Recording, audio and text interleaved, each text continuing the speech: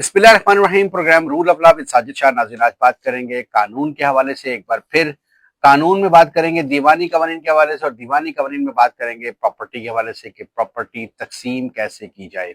एक शख्स अगर फोत हो जाता है, उसके वारिसान में बेटी, बेटियां और बेवा मौजूद है, तो वो आपस में कानूनी तौर पर तकसीम कैसे कर सकते हैं। अगर इनका जरगा बैठ जाता है और आपस में बैठ के एक तकसीम कर लेते हैं कानूनी और शरई तरीके से, अगर ये तकसीम करके कुछ चीजें तय करके एक दूसरे के नाम पर गिव अप कर देते हैं, हिबा कर देते हैं, सरेंडर कर देते हैं, तो ये एक अलग चीज है। लेकिन अगर इख्तलाफ राय की सूरत में कोई एक शख्स, कोई एक वारिस अदालत पे जाना चाहे, तो फिर उस सूरत में उसके पास सोल्यूशन क्या होगा, अदालत में किस तरीके से जाकर दावा दायर किया जा सकता है, कौन से डॉक्यूमेंट्स की जरूरत है, कितना टाइम लगेगा, और कहाँ कहाँ पर एतराज उठाया जा सकता है, कहाँ कहाँ पर हर्डल आ सकती है, और प्रोसीजर क्या होगा। इस तमाम सूरत हाल के हवाले से बात करने के लिए, कानूनी पोजीशन के हवाले से बात करने के लिए प्रोग्राम में हमें ज्वाइन किया है Saba Faraz Raja, advocate high court Rawalpindi bar association से तशरीफ लाई हैं। आप इस वक्त कैंडिडेट भी हैं additional secretary Lahore high court Rawalpindi bench. Welcome कहेंगे आपको। सबसे पहले आपसे पूछना चाहूंगा, आप इलेक्शन भी माशाल्लाह कंटेस्ट कर रही हैं Lahore high court Rawalpindi bench Rawalpindi का, तो is this your first election या पहले भी कोई एक्सपीरियंस इस हवाले से आपका? बिस्मिल्लाहिर्रहमानिर्रहीम। जी सर, ऐसे ये तो मेरा जो है फर्स्ट एक्सपीरियंस है इलेक्शन का, और एडिशनल सेक्रेटरी हाई कोर्ट का है। ये लेडीज सीट होती है, और मैं चाहती हूँ कि जितनी भी लेडीज़ हैं उनके लिए अगर मैं इस स्टेज के या इस प्लेटफॉर्म के थ्रू अगर कुछ कर सकूँ, तो ये मेरे लिए एक एजाज़ की बात होगी। इसीलिए आप इलेक्शन जी कंटेस्ट कर सर, रही हैं। ऐसे ही। मुश्किलात तो होती हैं खवातीन के लिए उस तरीके से इलेक्शन कंटेस्ट करना, और फिर आप चूंकि हाई कोर्ट का इलेक्शन कर रही हैं, तो हाई कोर्ट में एक पूरा रीजन है, 4-5 अजला और उनकी तहसीलें शामिल हैं, तो आपके लिए बीइंग अ लेडी उस तरह से हर्डल्स नहीं आ रही, मुश्किल नहीं हो रही ट्रैवल करना और जी जाना, सर, ये कैंपेन आपने चलाना? बड़ा इम्पोर्टेंट क्वेश्चन किया है, क्योंकि ऐसे ही है, क्योंकि ये हाई कोर्ट का होता है डिवीजन का इलेक्शन। तो उसमें आपको पता है कि हमें हर डिवीजन में और हर तहसील में उसमें जाना होता है, वहाँ पे वोट के लिए, वोट मांगने के लिए। तो बीइंग अ लेडी ये एक टफ भी है, लेकिन फिर वही बात है कि अगर हम आगे नहीं बढ़ेंगे तो फिर ये सीट ऐसे ही ज़ाया होगी। तो दूसरा ये है कि मैं चाहती यही हूँ कि मेरे जैसे और भी जवान जितनी भी लेडीज आ रही हैं आगे, क्योंकि आपको पता है कि बीइंग अ लेडी इस फील्ड में बहुत मुश्किलात का सामना होता है। ऐसे ही तो है। अगर मैं कुछ कर सकी उनकी वेलफेयर के लिए, लेडीज की वेलफेयर के लिए, तो ये मेरे लिए बहुत मेन अच्छा है। एजेंडा क्या है, आप क्या करना चाह रही हैं इस वक्त? कोई एक टारगेट, जाहिर है बहुत सारे आपके टारगेट्स होंगे कि आप आगे ये करें, ऐसी चीजें जो पहले कभी रह गई हैं आप कुछ करना चाह रही हैं कि ये चीज की कमी थी, अगर अल्लाह ने मौका दिया, और जरूर इंशाल्लाह अल्लाह मौका देगा, तो मेन आप क्या करना चाह रही है खवातीन के हवाले से? सर, जैसा कि मैं, क्योंकि मुझे अब 10 साल हो गए इस फील्ड में, तो सर मुझे ये लगता है कि जैसे हाई कोर्ट है, एक बहुत बड़ा प्लेटफ़ॉर्म है हमारे लिए। तो सर उधर हम लेडीज़ की उस तरीके से रिप्रेज़ेंटेशन नहीं होती जैसे होनी चाहिए। मेल्स का तो आपने देखा है कि मेल्स की तो माशाल्लाह वहाँ पे अच्छी स्टैंडिंग है, अच्छी उनको है, उनकी वर्थ है। लेकिन लेडीज़ के लिए मुझे, जो मेरी अपनी ओपिनियन है, तो मुझे ये होता है कि अगर इंशाल्लाह अल्लाह ने मुझे मौका दिया और मेरी लेडीज़ ने, मेरी डिवीज़न ने मेरा साथ दिया, तो मैं चाहती हूँ कि हाई कोर्ट में भी लेडीज़ की ज़्यादा रिप्रेज़ेंटेशन हो। ठीक है, आप उसको अमेंड करके रिप्रेजेंटेशन करना चाहिए। होप फॉर पीपल्स, इंशाल्लाह हम आपके लिए दुआ गो हैं। Thank you so much. कानून के हवाले से जैसे इंटर में मैंने बात की है, प्रॉपर्टी के हवाले से बात करेंगे, अदालतों में जो कवानीन है उस हवाले से, कि अगर कोई शख्स फोत हो जाता है तो उसके वारिसान का अगर इख्तलाफ राय आता है, तो सबसे पहले उसको कौन सा कदम उठाना चाहिए? सबसे पहले तो सर वो जाएगा डिक्लेरेशन बनाने के लिए, विरासतनामा बनवाने के लिए वो कोर्ट में जाएँगे।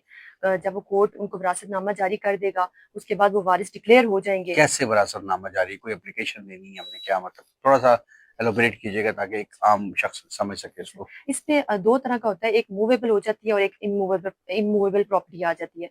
जब आप, एक होता है जनशीनी सर्टिफिकेट, वो मूवेबल के लिए हो जाता है। इमूवेबल के लिए आप जो है डिक्लेरेशन जो होता है वो सूट फाइल करते हैं सिविल कोर्ट में। फिर सिविल कोर्ट जो है वो फर्दर उसमें अपॉइंट करती है, वो जितने भी होते हैं उनके वारिसान। वारसान होते हैं, उनको वो अपॉइंट करती है कि ये जो है वारिस है, वो डिक्लेयर कर देती है। और दूसरी तरफ फिर अगर आपका कोई बैंक अकाउंट में आपके पैसे वगैरह कुछ पड़े हुए, तो उसमें वो जनशीनी सर्टिफिकेट जारी कर देती है कि जाके ये जो वारिस है, आप जो है वो जाके पैसे निकाल सकते हैं वहां से। तो विरासतनामा डिक्लेयर होता है और वारिस हो जाते हैं। जी सर। अच्छा, उसके बाद चलें, ठीक है, विरासतनामा सबसे पहले बनवाना जरूरी होता है। उसके बाद है केस, अगर कोई फाइल करता है कि मुझे शेयर दिया जाए, और जाहिर है इख्तलाफ राय होती है, तो केस की तरफ जाते हैं 3 या 4 वारिसान, अगर उनमें से 1 या 2 वारिसान वो अदालत की तरफ नहीं आना चाहते और वो कब्जा करके बैठे हुए और बाकी घर में नहीं रह रहे, तो उस सूरत में सारे अदालत में नहीं आ सकते। जाहिर है उनका आपस में इख्तलाफ है, तो फिर अदालत क्या सबको बुलाएगी, कैसे प्रोसीजर कैसे होगा? अच्छा सर, इसमें ऐसा है कि सारी बात है, अदालत में वही आता है जो इंसान अपने घर में या अपनी फैमिली में अपना हिस्सा मांगता है। पहले तो सर मैं आपको बता दूं कि क्योंकि हम कोर्ट कचहरी में हम घूमते हैं और हम ये चीज देखते हैं कि औरतों को इस मामले में जो है ना वो ज्यादा डिफिकल्टी होती है। क्यों? क्योंकि जब वो अपना राइट मांगती हैं, अपना हिस्सा मांगती हैं, अपना वो हक मांगती हैं जो कि ना कि आपने उनको दिया है, जो ना मैंने दिया है। सूरह निसा कुरान पाक में प्रॉपर दिया गया है कि बेटे का ये, बेटी का ये, बहन भाई पेरेंट्स का ये हिस्सा वो दिया गया है। लेकिन औरत को ये होता है कि जब फैमिली में अगर अपना वो करती है, इस चीज के बारे में बात करती है, तो सारी फैमिली उसको कट ऑफ कर देती है। फिर वो जब अदालत में आती है अपना राइट मांगने के लिए, तो बाकी सारे उससे बिल्कुल इख्तलाफ करना शुरू कर देते हैं। तो इसके लिए Punjab partition of immovable property act 2012 उसमें एक काफी जो है ये एक समरी भी और स्पीडी भी रेमेडी है कि विद इन 6 मंथ आपने जो है ना पार्टीशन करनी है। तो वो सेक्शन 4 फिर आगे वो फर्दर प्रोसीजर आ जाता है आपके। सेक्शन 4 के तहत आप अपनी प्लेंट फाइल करेंगे। उसके साथ आप तमाम रेलिवेंट डॉक्यूमेंट्स सर के जिसमें ऑनरशिप या कोई भी रजिस्ट्री वगैरह जो भी आपके पास डॉक्यूमेंट्स है वो आप साथ लगा के अटैच करके तो सूट फाइल करेंगे। अब होता यह है कि सम टाइम आपके पास अगर डॉक्यूमेंट्स नहीं है तो फिर वहां पे ये होता है कि आप प्लेंट के साथ एक लिस्ट अटैच कर देते हैं कि सर ये हमारे पास नहीं है, ये दूसरे बंदे की पोजेशन में। तो उधर भी कोर्ट जो है उसको कोर्ट बाउंड करेगी दूसरे पर्सन को कि आपके पास ये मलकियत का सबूत है तो आप प्लीज इसको कोर्ट में प्रोड्यूस करें। फिर फर्दर आगे सेक्शन 5 आ जाता है। उसमें ये होता है कि रिटर्न नोटिस जाते हैं, नोटिस होते हैं, अगर नोटिस के बुलाने के बावजूद वो नहीं आ रहे तो फिर वो एक्स पार्टी प्रोसीडिंग्स हो जाती हैं। लेकिन यही है कि आप कोर्ट में जाएंगे और कोर्ट में डिमांड करेंगे तभी आपको जो है आपका राइट मिल सकता है। अच्छा, इसमें 2 चीज़ें अभी आपने बात की है। एक तो आपने कहा 6 मंथ्स के अंदर, लेकिन हम देखते हैं दीवानी मसाइल तो साल हर साल चलते हैं। तो ये 6 मंथ के अंदर वाक़ई डिसाइड हो जाता है? सर ये ऐसा है कि जाहिर बात है कोर्ट ने देखना होता है कि एविडेंस ठीक है। कोर्ट ऐसे भी नहीं है कि किसी अगर किसी की ऑनरशिप या किसी को अगर किसी ने गिफ्ट किया हुआ है तो कोर्ट ये चाहती है कि सॉलिड एविडेंस आए। तो उस एविडेंस को इकट्ठा करते करते भी सम टाइम ये लेंथी प्रोसीजर हो जाता है। तो इस वजह से अदरवाइज ये 6 मंथ का टाइम फ्रेम दिया गया है। और इसमें एक और चीज भी है, उसमें बताया गया है कि अगर कोर्ट विद इन 6 मंथ नहीं कर पा रही सिविल कोर्ट तो फिर वो विद रीजंस ये अपना केस डिस्ट्रिक्ट कोर्ट को सबमिट कर देगी कि इसमें ये इश्यूज आ रहे हैं। तो डिस्ट्रिक्ट कोर्ट इसको जो है वो हैंड ओवर कर दे। जब इसको डिस्ट्रिक्ट कोर्ट को हैंड ओवर हो जाएगा फिर फर्दर वो देखेंगी। तो ये भी अच्छा, एक चीज इसमें है कि अगर विद इन 6 मंथ नहीं होगा। नहीं हो पाता। जी सर। अच्छा, आपने एकतरफ़ा की बात की है, एकतरफ़ा की बहुत सारी रीज़न्स हो सकती हैं। कल को ये एकतरफ़ा अगर डिग्री हो भी जाती है, तो ये सेट असाइड हो जाती है या फाइनल डिग्री होती है? जी सर, ये सेटिंग असाइड की वो एप्लीकेशन भी देंगे। लेकिन उसमें ये होता है कि आपने 10 दिन के अंदर अंदर जब आपकी नॉलेज में आ जाए कि हमारे अगेंस्ट ये एक्स पार्टी हो गया है तो विद इन 10 डेज आपने रिटर्न स्टेटमेंट और उसके साथ setting aside x party proceeding की एप्लीकेशन सबमिट करानी होती है। अदरवाइज़ आपके पास आप राइट खो चुके होते हैं उस बिल्कुल। पर। चलें, अगर राइट भी खो दिया उसके बाद कोई कंटेस्ट नहीं कर सका किसी भी वजह से, ये डेलिबरेटली वो अदालत में नहीं आया या नहीं उसको उसके नॉलेज में नहीं था, तो क्या उस सूरत में उसके राइट से उसके शेयर से भी उसको डिप्राइव किया जाएगा कोर्ट को? ज़ाहिर है वो डेलिबरेटली कोर्ट पे पेश नहीं हुआ। नहीं नहीं सर, इसमें कोर्ट मैंने कहा ना, जैसे पहले मैंने अर्ज की कि कोर्ट ने सबके शेयर खुद उसे डिटरमिन करने होते हैं। तो ऐसा नहीं है कि अगर कोई किसी वजह से नहीं आ सका या किसी को नहीं नोटिस मिला, लेकिन कोर्ट का ये होता है कि वो जिसके जितने शेयर्स बन रहे हैं वो उतने ही डिटरमिन करेगी, उसको उतना हिस्सा अपना हक कोर्ट देती है। अच्छा। अच्छा, एक चीज़ इसमें ऐसी है कि अक्सर हमने देखा है कि घर में बड़ा भाई जो होता है वो बरसरे रोज़गार होता है, बाकी छोटे भाई तालीम ज़ाहिर है हासिल कर रहे होते हैं। जब एक स्टेज आती है वालिद की डेथ के बाद और रिस्पॉन्सिबिलिटी बड़े भाई की होती है, वो ज़ाहिर है कंस्ट्रक्शन भी वहाँ पे करता है, वहाँ पे बाकी जो एक्सपेंसेस है वो भी मीट अप कर रहा होता है। लेकिन जब भाई अब बड़ा बराबर पहुँचते हैं या बहनें बराबर आती है तो वो कहते हैं हमारा शेयर बराबर है। तो उस सूरत में कोई एडिशनल कोई एक्स्ट्रा क्लेम वो भाई कर सकता है जिसने इस घर पे खर्च किया है? सर देखिए, फिर वही बात आती है कि इसमें तो अदालत ने देखना है कि एविडेंस, क्योंकि कोर्ट ये कहती है उसके पास जितने सॉलिड एविडेंस होंगे। लॉ क्या कहता है? अगर चलें आपकी बात मान ली, अगर एविडेंस आ गई जी। तो उस सूरत में लॉ परमिट करता है या ऐसे लॉ शेयर्स डिवाइड बराबर ही करेगा? शेयर्स तो आपके देखिए, जैसे सम टाइम अक्सर होता ही है कि अगर पेरेंट्स में से किसी ने जो है हिब्बा जैसे कर देते हैं, गिफ्ट कर देते हैं, तो उस सूरत में तो फिर कोर्ट ने ये आ जाता है टाइटल डिस्प्यूट। इसको कोर्ट पहले देखती है कि पहले हम जो है ना पार्टीशन साइड पे पहले हमने टाइटल जो डिस्प्यूट है इसको हमने करना अच्छा, है। तो ठीक है। पहले फिर टाइटल को देखेंगी, उसको डिसाइड करेंगी। और हम्म। अगर उसके पास सॉलिड प्रूफ है, एविडेंस है, तो फिर उसी को ही डिक्लेयर कर देगी। अदरवाइज कोर्ट फिर जो है ना पार्टीशन की प्रोसीडिंग्स की तरफ ही चलेगी। ठीक है। नहीं, वो तो चले, टाइटल तो ट्रांसफर की बात कर लेंगे अगर कोई सरेंडर कर गया या हिबा जैसे आप कर रही हैं। लेकिन कंस्ट्रक्शन एक्सपेंस अगर कोई है तो क्या वो एडिशनल क्लेम कर सकता है कोई शख्स? सर इसमें वो भी कर सकता है, वो एप्लीकेशन दे सकता है, थ्रू एप्लीकेशन वो बताएगा, उसके पास प्रूव होगा कि वो कैसे कैसे उसने मनी ट्रांजैक्शन वो आ जाती है कि जी थ्रू बैंक पे मैंने इस पे ये लगाया, ये खर्चा किया है कंस्ट्रक्शन में या जो भी है, तो वो चीज तो वो उसको प्रूव करना होगी। और इसमें सर एक और भी इंटरेस्टिंग सेक्शन है, सेक्शन 7। उसमें वो ये कहते हैं कि within first date of hearing ही जो है ना कोर्ट, ये जिसके जायदाद जिसके कब्जे में होगी, जिस बंदे के कब्जे में होगी, उसको जज ये कहता है कि आप इंटरम मींस प्रॉफिट जो है कोर्ट में जमा करवाएं। अब सर ये दोनों के लिए, प्लेंटिफ के लिए भी है, ये डिफेंडेंट के लिए। डोमेस्टिक और कमर्शियल प्रॉपर्टी दोनों के लिए? जी सर, और इसमें दोनों के लिए। अब प्लेंटिफ अगर कब्जे में है और उसको कोर्ट ऑर्डर करिए कि इंटरम मींस प्रॉफिट आप सबमिट कराएं, अब अगर वो नहीं कराता तो दी मोमेंट उसका क्या होता है कि उसका कोर्ट डिसमिस हो जाता है। अब डिफेंडेंट के हवाले से अगर हम देखें, डिफेंडेंट को बाउंड करें कि आप आके means profit, interim means profit जमा करवाएं, और डिफेंडेंट नहीं करवाता तो उनका राइट ऑफ डिफेंस जो है वो स्टक अप हो जाएगा और फिर उनको एविडेंस से भी नहीं गुजारा जाता। तो ये सेक्शन 7 इस लिहाज से पार्टीशन के एक्ट में बहुत इंपॉर्टेंट है। मीन प्रॉफिट को थोड़ा सा मजीद क्लैरिफाई कीजिएगा। इंटरम मींस प्रॉफिट होता है कि जो प्रॉपर्टी के कब्जे में हो, जो पर्सन भी को शेयर में से जो बहन या भाई उस कब्जे में है और वो नहीं कब्जा दे रहा, तो कोर्ट ये चाहती है कि जब तक हम फाइनल इसको डिसाइड नहीं कर देते तो वो जो आप अपना एंजॉय कर रहे हैं उनकी पोजेशन, तो उसको कोर्ट इसका कहती है कि इंटरम मींस प्रॉफिट है जो आपने कोर्ट में आके जमा करवानी है। अच्छा, और उसके बाद फाइनली जब डिसाइड होगा तो उसके बाद डिसाइड ऐसे करेंगे ही है, उसको। बिल्कुल सर। अच्छा, मेन इस टाइम आपने पहले डॉक्यूमेंट्स का भी जिक्र किया, मेन जो डॉक्यूमेंट्स हैं इस वक्त कोर्ट में प्रूफ करने के लिए, ओनरशिप प्रूफ करने के लिए, जैसे अगर आपने का टाइटल का इशू है या अदरवाइज अगर इनहेरिटेंस का भी इशू है, तो कोर्ट में केस फाइल करने के लिए जो फौरी तौर पर डॉक्यूमेंट्स रिक्वायर्ड वो कौन से हैं? वही तौर पे सर इसमें आ जाता है, एफआरसी आ जाता है, इसमें ओनरशिप का अगर आपके पास प्रूफ है, और अगर कोई ये कहता है एग्रीव पर्सन के जी मैं मुझे हिब्बा किया गया, तो वो अपना गिफ्ट डीड लगाएगा। अच्छा, ठीक है।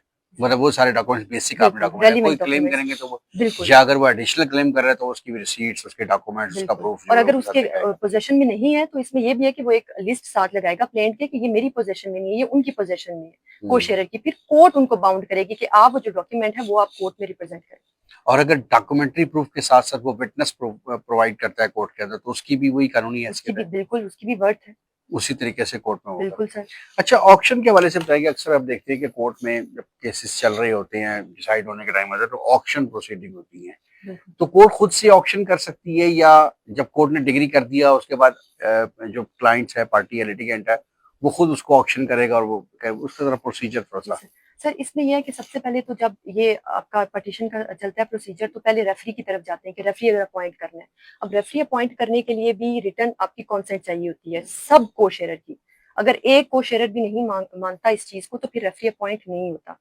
फिर फर्दर आ जाता है, रेफरी का काम क्या है? रेफरी का काम ये होता है कि वो जाके देखता है कि आया ये पार्टीशन इसकी हो सकती है कि नहीं, फिर किसका कितना शेयर बनता है। अगर रेफरी अपॉइंट नहीं हुआ जैसे रेफरी आपने अपॉइंट बताया, बिल्कुल, तो उस रेफरी सूरत में? अपॉइंट नहीं हुआ तो सर फिर जो कोर्ट है वो नेक्स्ट स्टेप की तरफ चलती है, इंटरनल ऑक्शन, जैसा कि आपने अर्ज किया है। ओके। इंटरनल ऑक्शन में क्या होता है कि जितने को शेयर होते हैं सिर्फ वो बैठे होते हैं, हम्म। उनके जो है दरमियान में होता है कि सारी ऑक्शन देखें कौन कितनी ज्यादा बोली लगा रहा है जो भी है। अगर वो भी फेल हो जाता है वो भी प्रोसीजर, फिर आ जाता है ओपन ऑक्शन। ओपन अच्छा, ऑक्शन में फिर नीलामी होती है, जो जितना दाम लगाता है फिर वो कोर्ट उनको पोजीशन दे देती है, और जितनी रकम उनसे लेती है वो सबको शेयर में डिवाइड कर देती है। को शेयर्स में जो अकॉर्डिंग टू डिग्री है बिल्कुल। वो डिवाइड और हो सर जाती है। इसमें एक और चीज भी बड़ी इंपॉर्टेंट है, वो है प्राइवेट सेटलमेंट।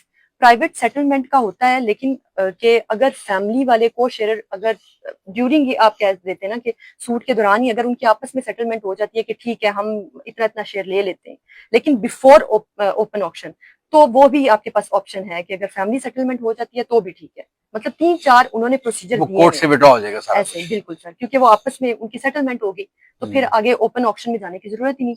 लेकिन ये ओपन ऑक्शन से पहले की आपके पास है। अच्छा, अच्छा। जी सर। उसके बाद ही सारा पेमेंट उसके जमा बाद होगी, थर्ड बिल्कुल पार्टी एंटर हो गया बिल्कुल अपने बिल्कुल सर। में। रिजर्व प्राइस कैसे फिक्स होती है इसकी, कोई ऐसा क्या पैमाना क्या होता है? सर सम टाइम ये होता है कि कोर्ट जो है वो खुद भी रिजर्व प्राइस जो है ना प्रॉपर्टी की कर देती है, लेकिन ज्यादातर कोर्ट को ये होता है कि जो मार्केट वैल्यू वो देखनी होती है, तो फिर महकमा माल को वो एक रिपोर्ट बना के भेजती है कि आप हमें आके बताएं कि इस जो ये है इसकी कितनी वैल्यू है। तो फिर सम टाइम तो पार्टीज जो को शेयर होते हैं वो भी बता देते हैं कि नहीं जी इसकी वर्थ इतनी है, क्योंकि कोर्ट के इन कोर्ट कोई नहीं कर। शख्स बहुत ज्यादा बताता है, कोई कम बताता है, बिल्कुल कोर्ट इन बिटवीन कहीं ना कहीं बिल्कुल उसको। ऐसे ही है, क्योंकि वो फिर एक ऐसा आ जाता है कंटेस्ट कर रहे हैं सब, कोई ज्यादा बता रहा है कोई कम बता रहा है, तो कोर्ट फिर जो होती है वो महकमा माल को रिपोर्ट बना के भेजती है कि आप इसमें बताएं, आप हमें असिस्ट करें। तो फिर उनके थ्रू जो है मार्केट अच्छा, वैल्यू। रिजर्व प्राइस के हवाले से या फाइनल डिग्री के हवाले से, जैसे मैंने कहा कि एडिशनल क्लेम है या आपने कहा मीन प्रॉफिट है, अगर किसी का कोई ऑब्जेक्शन आए तो सिविल कोर्ट फाइनल डिसीजन देगी इसको, या इसके हवाले से कोई अपीलेट फोरम भी है, या क्या तरीकाकार क्या होगा, कोई ऑब्जेक्शन हो तो? ऑब्जेक्शन इन द सेंस कि मतलब आप कैसा ऑब्जेक्शन आप कह रहे हैं सर? मतलब ऑब्जेक्शन वो ये करें कि जी ये कोर्ट ने डिसाइड किया कि रिजर्व प्राइस लगाई है, मुझे पसंद नहीं है, ये कम है, या ये जो डिग्री हुई है, मेरा एडिशनल क्लेम था, कोर्ट ने मीन प्रॉफिट मेरे ऊपर लगा दिया, या मुझे उससे लेके देना था नहीं लेके दिया, किसी भी हवाले से अगर कोर्ट से कोई फैसले से इख्तलाफ हो जी सर। तो कोई ऑप्शन है? जी सर। सर इसी में ही पार्टीशन एक्ट का सेक्शन 15 है, उसमें बकायदा लिखा गया है कि सीपीसी अप्लाई होगी। सीपीसी इस तरीके से अप्लाई होगी कि उसके ऑर्डर 43 में देखा जाएगा कि पार्टीशन एक्ट के जो जो अपीलेबल ऑर्डर्स होंगे उसके अगेंस्ट आप अपील कर सकते हैं। कोई भी ऑर्डर अगर आप देख रहे हैं कि जैसे आपने अभी कहा कि वो नहीं सहमत हो रहे, वो कह रहे हैं नहीं जी आप ये गलत कर दिया, कोर्ट से वो नहीं हो रहे, तो वो फिर अपील देखेंगे कि अपीलेबल ऑर्डर है तो वो अपील कर देंगे। लेकिन सेक्शन 15 के अपील आपने कहा कि कितने टाइम में अपील कर सकते हैं फैसले को? जैसे ही फैसला होता है विद इन 30 डेज का टाइम अपील का अपील कर जैसे टाइम सकते है, हैं। बिल्कुल। अपीलों में भी फिर वो साल साल दो दो साल चलेगा, या उधर भी कोई टाइम सर पीरियड है नहीं कोई? सर, ये क्योंकि मैंने पहले भी कहा है कि ये पार्टीशन एक्ट जो है ये जो है समरी रेमेडी है, तो इसमें होता ये है कि जल्दी जल्दी हो जाता है काम अच्छा, पार्टीशन का। और हो अगर जाता है। ये चलता भी है, पेंडेंसीज की चलती भी है, तो सर वही बात है कि वो एविडेंस की वजह से कि जज ने तो ये देखना है कि सॉलिड एविडेंस कहाँ से आ रहे हैं। तो जब हम्म। तक सॉलिड एविडेंस, स्ट्रॉन्ग एविडेंस नहीं आएंगे, वैलिड नहीं होंगे, तो तब तक तो ये फिर पेंडेंसी पे ही रहेगा। बाप के नाम प्रॉपर्टी है, अक्सर लोग ये पूछते हैं, इस सवाल से बड़ा इंपॉर्टेंट क्वेश्चन है कि बाप हयात है, उसके नाम पर है, ड्यूरिंग लाइफ टाइम भी पार्टीशन हो सकती है? आजकल ये होता है कि जैसे अगर वालिद किसी के नाम गिफ्ट कर देते हैं खुद ही, तो फिर जारी बात है, फिर तो पार्टीशन नहीं वो तो होता, खुद वो अपनी तो लाइफ दे ऐसे ही है, उन्होंने दे दी, वो आके चैलेंज करते हैं। अब सर आपने जो क्वेश्चन किया ना बाप के होते हुए, ये जो स्टार्टिंग में मैंने कहा कि लड़कियों के लिए इस चीज को फेस करना ज्यादा मुश्किल है। क्यों? क्योंकि बच्ची जब बड़ी हुई, शादी होगी, वो आके जब अपना राइट मांगती है तो वालिद साहब से या अपने भाइयों से, तो फिर जो है वो इज्जत और गैरत के वो मुजाहरे होते हैं, और फिर बड़ा मुश्किल होता है औरतों के लिए फेस करना। जी जी बिल्कुल। तो सर औरतों के लिए यह है, ये Punjab enforcement of women property right act 2021 में आया था। इसमें यह है कि वो औरतें जो पार्टीशन के नहीं कर सकती, मतलब या केस करने से वो कतरा रही है, कुछ भी कर रही है, तो वो डायरेक्ट मोहतसब जो है उनकी अदालत में भी दरख्वास्त दे सकती है। तो ये भी एक रेमेडी औरतों के लिए है। शॉर्ट रेमेडी है, ये शॉर्ट रेमेडी डायरेक्ट है, रेमेडी है। स्पीडी है ये भी। जी सर। अच्छा, ठीक है, बहुत शुक्रिया। Thank you so much. Property की तकसीम के हवाले से बात हुई। नाज़रीन, प्रॉपर्टी किन हालात पे और किस किस प्रोसीजर के तहत तकसीम हो सकती है, इस हवाले से डिटेल्ड गुफ्तगू हुई। कि अगर खवातीन अपना शेयर लेना चाहती हैं और वो अदालतों को फेस नहीं कर सकती, अखराजात अफोर्ड नहीं कर सकती, या प्रोसीजर को नहीं एक लॉन्ग प्रोसीजर को, अगर तो खवातीन के हवाले से स्पेशल लॉ मौजूद है कि मोहतसिब से, वफाकी मोहतसिब से भी वो रब्ता कर सकती हैं। जबकि बाकी रूटीन में पार्टीशन एक्ट के तहत प्रॉपर्टी तकसीम का केस किया जाता है, और जिसके बाद जब फैसला आ जाता है तो प्रॉपर्टी तकसीम में अगर कोई शख्स ये साबित कर देता है कि उसने उस मकान में वालिद की वफात के बाद खुद से भी एक्सपेंस किया है, तो वो एक्सपेंस मिनहा करके बाकियों में शेयर डिवाइड किया जाता है। और अगर कोई शख्स उस जब तक केस चल रहा है उस वक्त तक उस प्रॉपर्टी का एंजॉय करता है, तो उसका मीन प्रॉफिट जो भी बनता है मार्केट वैल्यू के मुताबिक, यानी उसके किराए की मद में अगर वो किराया पे लिया जाए, तो वो कोर्ट में जमा होता है और वो बाकी वारिसों को दिया जाता है। तो इंटरनल ऑक्शन और जो एक्सटर्नल ऑक्शन है उस हवाले से भी बात थी। नाज़रीन, ये थी आज का एक इन्फॉर्मेटिव प्रोग्राम। अगले प्रोग्राम में इंशाल्लाह फिर मुलाकात होगी। इजाजत दीजिए। अल्लाह हाफिज।